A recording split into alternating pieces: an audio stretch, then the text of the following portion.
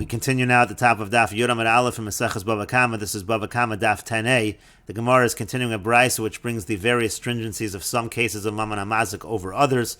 Chomer b'shor mi b'eish, there's a stringency by shor more than eish, and chomer b'eish mi b'shor, there's a stringency by eish more than shor. Chomer b'shor mi b'eish hashor meshalim kofer, there's a stringency by shor over eish because shor pays kofer. Again, that's talking about a situation where a shor muad kills a person, v'chai b'shloshim shaleved, and also if the shor kills a slave, there's going to be a fine of 30 shekel, and also nigmar dino asr ba'ano, like we said on the previous summit. If there's a gemar din against the shor is supposed to get skila at that point in time.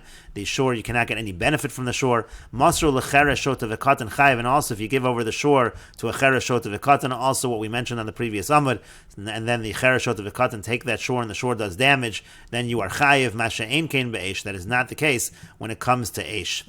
Chomer be'esh mi b'shor, and there's a stringency of fire over shor. Sho eish muedes mitchilasa, because eish is a muad from the outset. Masha ein kein b'shor, that is not true when it comes to shor. Chomer be'esh mi b'bor, there's a stringency by eish over bor. The chomer b'bor mi be'esh, and there's a stringency by bor over eish. Chomer b'bor mi be'esh atchilas asiyas lenezek. The stringency by bor over eish is that from the outset it is set up to damage. Masru lecheres shota v'katan chayiv. If it's given over to a cheres shota v'katan, a deaf, mute, imbecile, or a minor, it's going to be chayiv in that case, like we said on the previous summit. Masha ein kein be'esh, that is not the case when it comes to fire. Chomer be'esh mi b'bor, there's a stringency of fire over bor. Sha'esh darka leilech ulahazuk, because fire goes out and it does damage.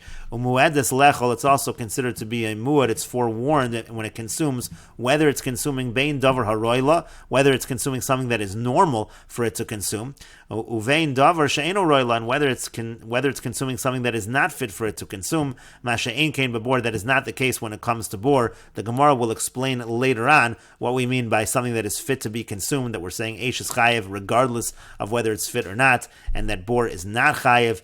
Rashi does point out that over here, when we say the word shor, anytime we're talking about shor over here in this brisa, it's talking specifically about keren. It's talking about damage coming from the fact that the shor gores. It is not talking about shein and regel. It's not talking about if the animal is eating or stepping on things with its feet. And the Gemara now analyzes the brisa and asks the following question. V'lisni chomer b'shor mi b'bor. Why don't we teach that there's a stringency of shor over bor? Sha'ashor chayiv bo es ha'kelim. Because when it comes to shor, there's a chayiv even if it damages kelim. Masha ein kein b'bor. But as we've said by a pit is not chayiv in kelim. Shor v'lo adam. And we also say chamor v'lo kelim. And Rashi explains chayiv bo es ha'kelim. When it comes to shor, the shor is chayiv by vessels. If utensils are broken by the shor, im shivram b'negicha, let's say it gores kelim, then it's going to be chayiv. Or bevitor, if it kicks them, the owner of the shor is going to be chayiv. She told it to Karen. Those are all toldos of Karen. Kalim ein ru'in la'esh. We're going to say this in a moment. Kalim are not really fit. They're not something that's normally burned by fire. Shein derech lahasik b'kalim. It's not normal to make fires by burning kalim. But in any case, the Gemara is asking, why not say there's a churma by shor over bor? Because shor is chayiv by kalim and bor is not chayiv by kalim. And the Gemara answers, Hamani Reb Yehuda. Who's the author of this brisa? It's Reb Yehuda. To mechayiv al nizke kalim b'bor. Reb Yehuda actually says that if there's damage of kalim in a pit, the person actually is chayiv in that situation, and that's why we don't have that chumrah of shor over bor, because according to Rabbi Yehuda, just like by shor there's a chiyav on kalim, so too by bor there's going to be a chiyav on kalim. But the Gemara says, Rabbi Yehuda, but if you're saying our brisa is Rabbi Yehuda, Ema Seifel, let's look at the end of the brisa. Chomer be'esh mi b'bor, shaish darka leilech ulahazik, umuad lechol bein davar haroilo, vein davar she'eno roilo. It said that there's a stringency of fire over bor, because by eish, by fire, it goes out and does damage, and also you're going to be chayiv whether it's something that's roila or whether it's something that's not roila. What does that mean, roila or not roila? Mashain came before. Again, the brisa said that's not true by bor. So davar haroila ma'ninu. What is something that is normally consumed by fire? That would be eitzim. That would be wood. And davar she'ein roila ma'ninu. What is something that is normally not consumed by fire? Kalim. That's talking about vessels. The idea of the brisa seemingly is that fire is chayiv by kalim, and when it comes to bor, there is no chayiv on kalim. Mashain came before. You're saying that's not true by bor. But Rabbi Yehuda. But if you're saying the brisa is Rabbi Yehuda, we already just said that Rabbi Yehuda says you're chayiv when it comes to damages of kalim in a pit, and so therefore you can't say it's Rabbi Yehuda, because you can't on the one hand say it's Rabbi Yehuda says chayiv, but then make sense of the eish bor line, which seems to say that you're pater when it comes to kalim.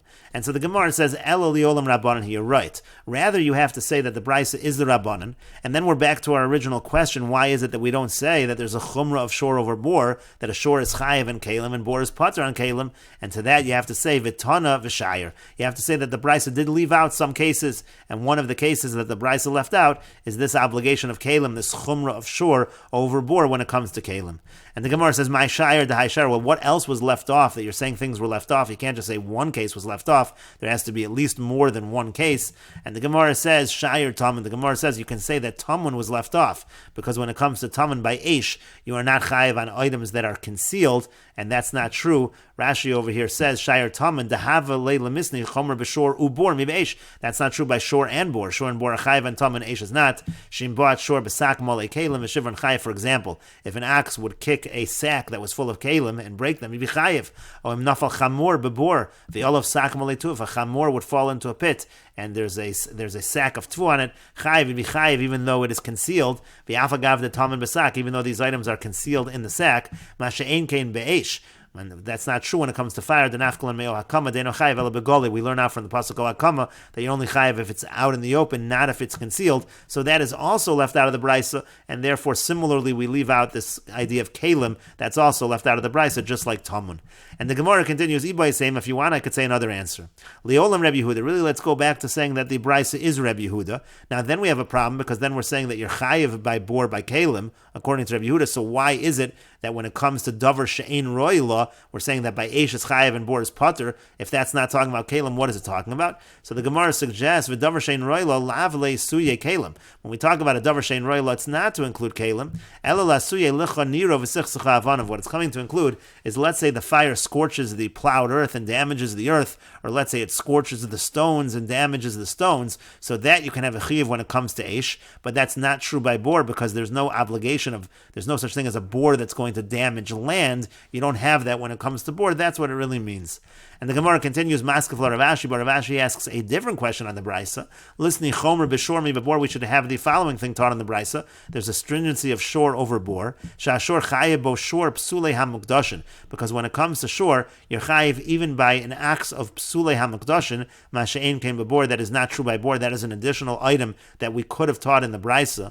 Rashi explains shor psulei hamukdashin. What's shor psulei hamukdashin? That's talking about an ox that is a carbon, but it developed a mum, it developed a blemish, so it was disqualified from being brought as a carbon. What you do in that situation is you actually redeem it, you donate some money to Hektish. That's how you redeem the ox. Shenifta, so it was redeemed, v'nafal b'bor, and then that same ox, it falls into the pit. So pater bal habor, in that situation, the owner of the pit is actually going to be pater. And the reason why the owner of the pit is pater is dichsiv, because it's written in the pasuk Baal Habor Yishalim. It says that the owner of the pit pays, v'hameis yelo, and then the dead body belongs to him. Yotza zeh, so that comes to exclude this case of the shor psuli hamakdashim she'ein hameis shalo. The mace doesn't really belong to him. The afagav denifta, because even though it's been redeemed, in mace asr la'achilo l'klavim. But the truth is, when it comes to shor psuli hamakdashim, the person is not really able to do anything with the shor, because let's say, for example, if it dies, you're not allowed to feed it. The person can't feed it to his dogs.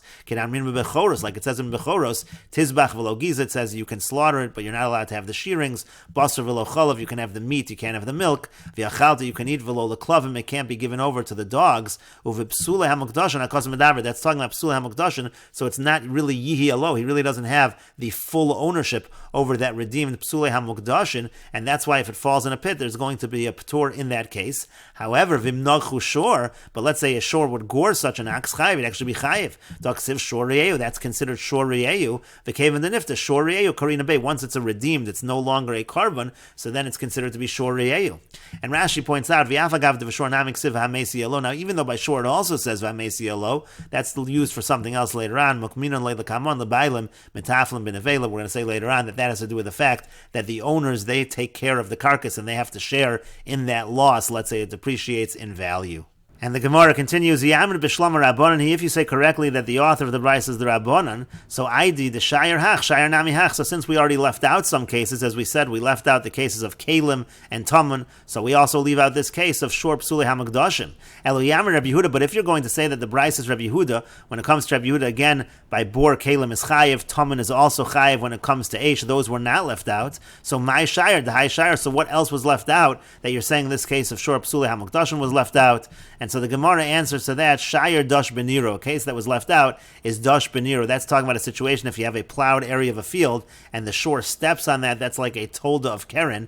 As Rashi says, Dash Beniro, Shem Dash Ashor Beniro. Let's say the ox, it steps upon the area that was plowed. V'neskavin Lekach, it's having intention to do the damage. Sharei Hashvar Melumodin Bedisha, tolda de Kereni, that's a tolda of Keren. Shakavanos Hazik, that's the animal having intention to damage the land. V'chayiv L'shalom D'mei Niro Shekilkel, you have to pay for that. Masha'ein Kein Bebor, that's not true by bor. Again, Delo Shayach Behezekarka. It's not Shayach to have a damage of land when it comes to bor. So you'll say, according to Rabbi Yehuda, we're leaving off the case of Shor Psuli HaMukdashim and the case of Dash Beniro. That could be the answer according to Rabbi Yehuda. But the Gemara says, no, Imisham Dash Beniro Lav Shiurahu. No, if you're going to talk about Dash Beniro, that's not really something that is left out. Because it already says that the way of the shore is to go out and to do damage. So that distinction is already accounted for in the Brisa. So you can't say that. So the Gemara essentially goes back and says, really the Brisa is the Rabbanon.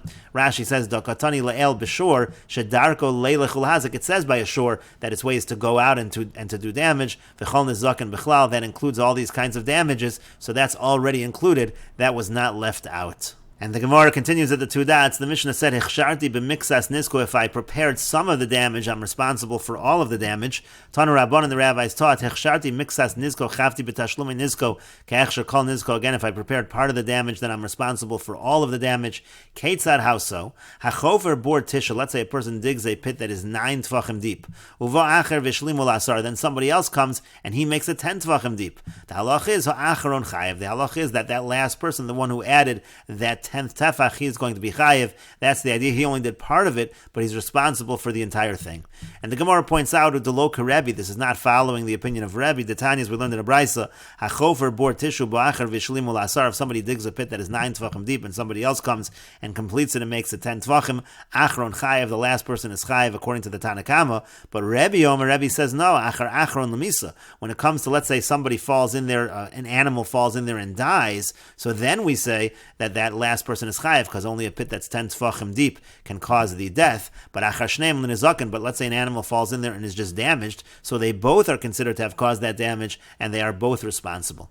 Rav Papa says not necessarily. It could be the Mishnah is Rebbe, and Lamisa, the Mishnah is talking about in terms of death, but Divrei HaKol, it follows everybody. It follows Rebbe as well, because in terms of death, it's only the person who dug that 10th tefach that is actually responsible. Ika Diamri, there are those that say Lema Deloka Rebbe. They have the version of the Gemara. The conversation goes as follows. Let us suggest that our Mishnah is not like Rebbe, because our Mishnah is saying that the last person is responsible for everything, and Rebbe is saying that they share in the responsibility. Amar Papa says, no, Lemisa, our Mishnah is talking about for death. V'divrei HaKol, it's following everybody. Again, when it comes to Misa, if an animal falls in there and dies, then only the last person will be responsible. And the Gemara continues, Maskefallah Rabbi Zeir. Rabbi Zeir asks the following question, V'sulek, are there no other cases where we have a situation where the last person is going to be responsible for everything? The person who prepared part of it is responsible for everything. But you have the following case, Masar Shora Lechamisha B'nei Adam. Let's say a person gave over his ox to 5 people, Upasha Bo Echad Mehen, and one of them was negligent, V'hizik, and then it goes and damages, so chayiv. So he's chayiv. In that case, that could also be a case where he did partially of what caused the damage, but he's responsible for the whole damage. The Gemara says, hey Chidami, well, what exactly is the case? If you're going to say that without him, it's not going to be protected, all 5 people are needed to guard this shore properly, so pshita, so then it's obvious that he's responsible. He's the one that essentially caused the damage. He was the one that was irresponsible.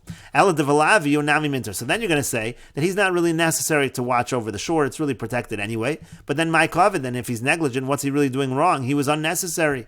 And the Gemara continues, Maskefallah Rav Sheshes asks, we have another case. But we also have a situation of marbe bechavila. That is referring to a situation where a person adds a bundle of wood to the fire and then the fire does damage. And the Gemara says, hey Chidami, what exactly is the case? And Rashi explains how Achron Chayev, again going on the situation of the pit where they add the 10th tefach, Bein Meisbo Hashor Bein Hozek, whether the ox that falls in, whether it dies or whether it's damaged, V'taimim Mefarish L'kamon Mikroi. The reason for this, why the last person is Chayev, is explained from Sukkim later on. Beperek Shor Shenogach Chazapara. Achron Lemisa, Rebbe makes a distinction between Misa and damage, and Mesa Shor Le'Yishalim Orishon Klum. So if the shore dies, the first person doesn't have to pay anything. To test Tvachim Ein Bahem Kadei L'hamas, because a 9 tefach bor is not going to kill a shore. Achar Shneim L'Nizaken, but they're both responsible responsible. They share the responsibility for damages. Let's say the animal, the ox, is damaged, but it does not die, then they both have to pay. Rav Papa says, our mission is talking about a situation where the shore dies, and that would follow everybody, would follow Rebbe as well. Even Rebbe agrees that you follow the last person in terms of any situation where the shore dies in the pit. Then the Gemara asks, are there no other cases where you do part of the irresponsibility, but you're chayiv to pay for everything? The Gemara said, well, what about a situation again where 5 people are watching a shore? This is just a question from logic that Reb Zeir is asking. It's not coming from a Mishnah.